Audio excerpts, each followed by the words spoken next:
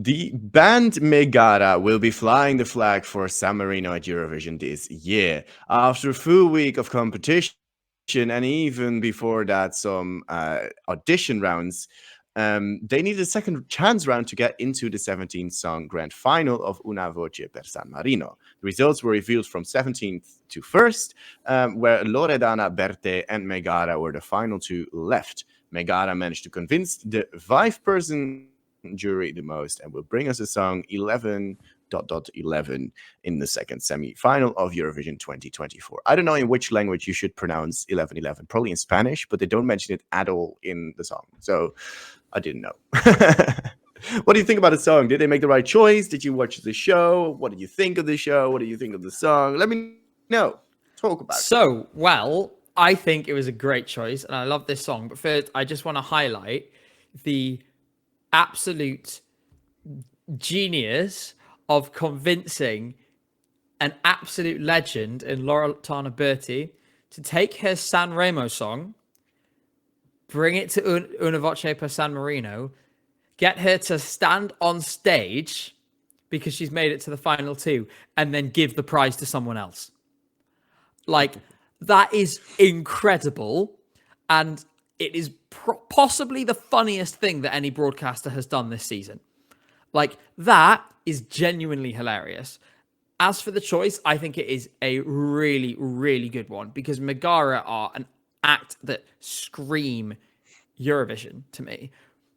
The reason I say that is the visuals are so striking. They already had a lot of the choreo in place, and I can see how they would adapt it to that bigger stage. We've seen when they had the resources at Benidorm Fest, the stage show they produced was absolutely exceptional. I think it's going to take a step up for Eurovision, and we should remember that because of the way they run Una Voce per San Marino actually has a decent budget for Eurovision, because they make so much money by extracting a couple of €100 from about 1,000 to 1,500 deluded, idiots who audition every year, that you end up with a decent pot to work with. So I think we could really be onto something quite exciting here. And I really love the song. Big shout out to the sort of flamenco bridge they have in the middle of it, because that is going to be one of the best drops of the season. My favorite bit. But, if there's one man who knows his rock and his metal and who is best qualified to talk about that, it's you. So I want to hear what you think of this song, because yours is the opinion that I will respect most on this. I mean, you nailed it, saying that it was already a visual feast in this grand final from San Marino, which says a lot. Like, it is not a selection that is usually known to have great visuals and great sound producing and stuff. But it's a pretty good song. And you highlighted the flamenco part in between as well. I think that's such a lovely touch, where you just break it down for a moment and just have the flamenco clapping commence. You can really stage that nicely as well. And then afterwards, you bring it down to a nicer low level to then burst open in the final chorus. Then in the ending, you have that breakdown happening, which happens way too short, in my opinion, because it's 2 seconds and then, song over. Which is a little unfortunate. I would have loved to see a full breakdown, but that's maybe just the metal head in me speaking. But I think this is also a song that could just appeal to more people in general. Rock music is very underappreciated in Eurovision often, and I mean, we have seen recent examples of it changing a little bit with Italy in 2021 or Finland in 2021 as well. Even last year with Cha Cha Cha in a way. I mean, it wasn't fully rock, but we also saw Australia winning the semi-final, of course, and Germany deserved better.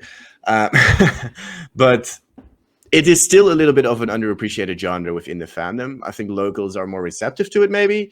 And like you said, Megara, they had a visual feast in Benidorm Fest, and they had much more budget to play with there.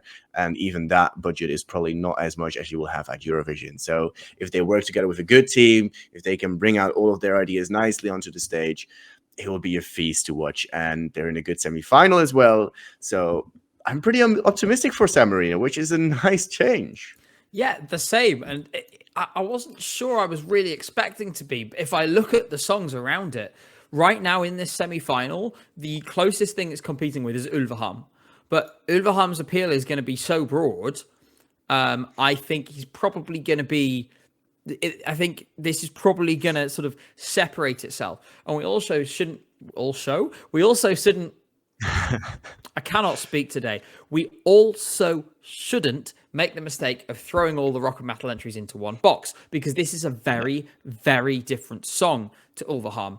It doesn't draw on anything like the same kind of influences. If we look forward at the other songs that are there, where is the challenge coming from? Because the songs that are not revealed, but we already know their names, which you've highlighted in yellow there, we know that they're not going to be rock or metal. No. Ico, Pedestal, again, very, very different song. I don't think there's much of a crossover there. I think it's unlikely we're going to get a metal song from Armenia, and we know we won't from either Nutzer, or if they're even in the contest, it'll be with that October Rain song, which we know is a ballad, essentially, when it comes to Israel. That gives it this really clear direction of travel towards the final. The other thing is, this semi-final, as it stands, I'm counting in my head, it has 4, 8, 12, 16 songs in it. Yep. Israel is a quite likely qualifier, I would say, on the basis of, while there's very strong feelings, there's probably enough people who feel very strongly one way about Israel to vote for it no matter what.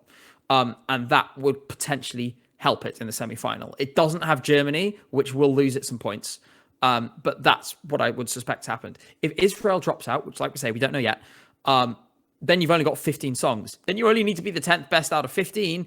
And I find it hard to believe that there's going to be 10 songs that people prefer over this one. I think it's really strong, and I'm really excited for it, especially when you think about the fact that it's got something like Malta. And if the performance doesn't improve, I would probably say the same for Czechia, which are at the moment not looking likely to qualify. Same for Albania as well, actually. Sorry, because I really like Bess's song. But so I think it's going to get a revamp. Position, so. Yeah, we never know what's going to happen. But its position right now, I would say, is favourable. And it's the best chance San Marino have had to qualify in a few years. Yeah, I really loved Aquila Lauro's song as well, but that was a bit more bonkers, balls to the walls, rock music, just throw everything and the kitchen sink at it and hope for the best.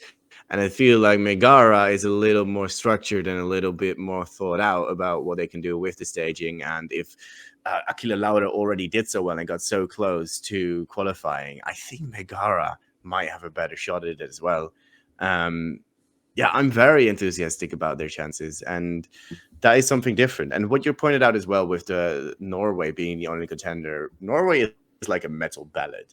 This is more of an electro rock. It kind of goes towards metal towards the end, but maybe not fully. It is very different. Visually, it will be incredibly different as well. Like, this will be very neon, like we saw in the national final performance, whereas Norway will be very dark. And also Czechia is also a very different song. It's more of like an indie rock song, and the types of rock and metal are totally different. And people, they always say, oh, it's rock, oh, it's all one thing. But it's not the case. It's always very different, and they will have different audiences. Yeah, pretty exciting stuff, I think, from San Marino. Let's see if there's any questions. What do you think will they do for staging when they have budget? Do you have any ideas, maybe? I think they clearly have a core concept in mind already. I think the thing they have with the two dancers, it seems very likely they're going to keep it. They've designed that whole scene at the end around, the dancers almost holding the singer in their arms. That's quite a powerful visual, and I would be surprised to see them lose it. I think with Megara, what I'm looking for is whether they'll have more onstage props like they had with the puppets on a string. They had this kind of, capsule that the singer burst out of when they staged Arcadia. They've also had things like video game influences. There was a dance mat section in Arcadia, which I thought, as someone who loves rhythm games, that was really cool. So I think that there's going to be some surprises, but I think we do have some clues already. They clearly have a concept in mind that they've tried to articulate as best they can on that tiny little stage. And we'll see sort of a dramatic step forward, I imagine, in this respect, in the actual show. Yeah, I think so as well. I also see Jazzer Hazard saying that they have difficulty recalling the song after listening to it a couple of times. I will say that it might miss a little bit of a catchy hook, perhaps, but I think it has enough visual elements to really be memorable. And you don't always need to have that hook to really be stuck in people's minds. If they see a recap, something very colorful, something very out there, they'll remember it and they might pick up the phone for it. And you don't always need super catchy hook, I think. And let's remember the context that it's in. If you have this song directly after Latvia, for example, it's going to be like a punch in the face. You know, it's a busy half in terms of upbeat songs. You know, sort of like, you know, quite like songs. I know this isn't song, but it's a bit more, you know, dramatic in its execution. You do have Estonia, you do have the Netherlands, and I mean, it seems quite likely that Joost Klein is going to do something energetic. Definitely. But if it's around, if the songs immediately next to it are Karma, it could really, really stand out. It can sort of make you go, whoa, you know, here we are. Like I said, I'm optimistic. I don't think it's going to get drowned out. I think the visuals will massively add to it. I think it's going to be a much more memorable performance live, and that breakdown will be a moment. Like, it will be a memorable moment. You only need people to latch onto one thing. And that could be the one thing for me.